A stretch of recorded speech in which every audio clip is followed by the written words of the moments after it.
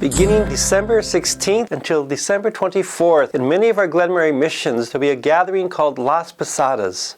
I'm Father Steve Pawelk with the Glenmary Home Missioners, the second Vice President and Novice Director. The Las Posadas is an ancient tradition going back to 1586 in Mexico, brought there by the Augustinian friars.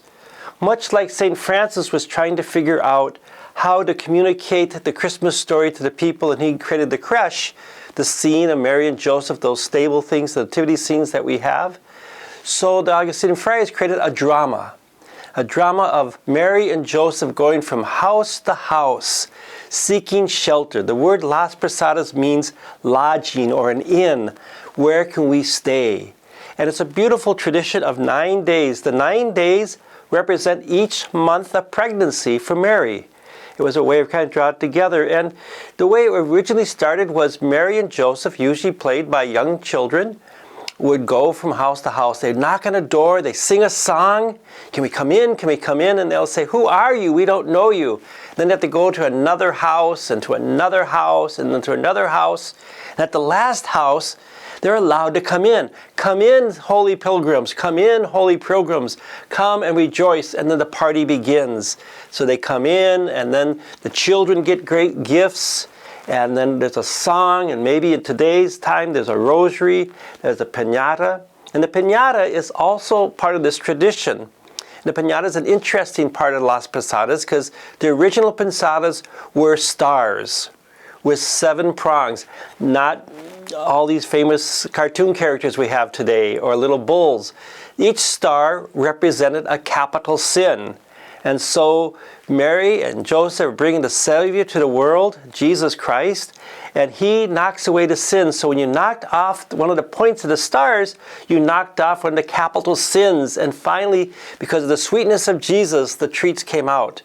And so this tradition of posadas will continue for many more generations. In our missions, it happens in different ways today. Oftentimes because we're in rural areas, not in little villages where people can walk from house to house, it will only take place in the church. Although it might take place in villages where they actually drive to house. I've seen that side as well. And each night they'll gather, they'll sing from inside and outside with candles. They'll come in, there will be a rosary, and then there will be treats and food. May not be piñata, that's usually on the last night. And in our missions, it's usually the 23rd instead of the 24th, just for the practicalities. But it's a beautiful tradition. And in Mexico, when this began, Santa Claus was not so popular. So the primary Christmas treats, the primary memories of people in rural Mexico is the Las Posadas, going and singing and receiving fruit and candy and treats. And then the other tradition in Christmas Eve is that the child Jesus gave them a gift.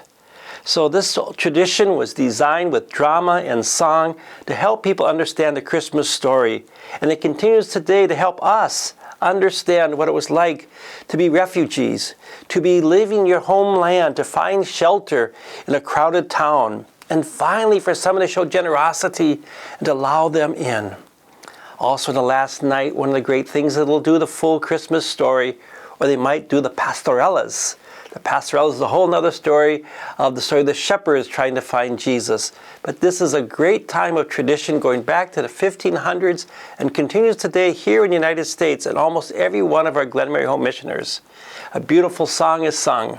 So join in the song, join in the fun. Remember Mary and Joseph seeking shelter. And may they find shelter in your home this evening.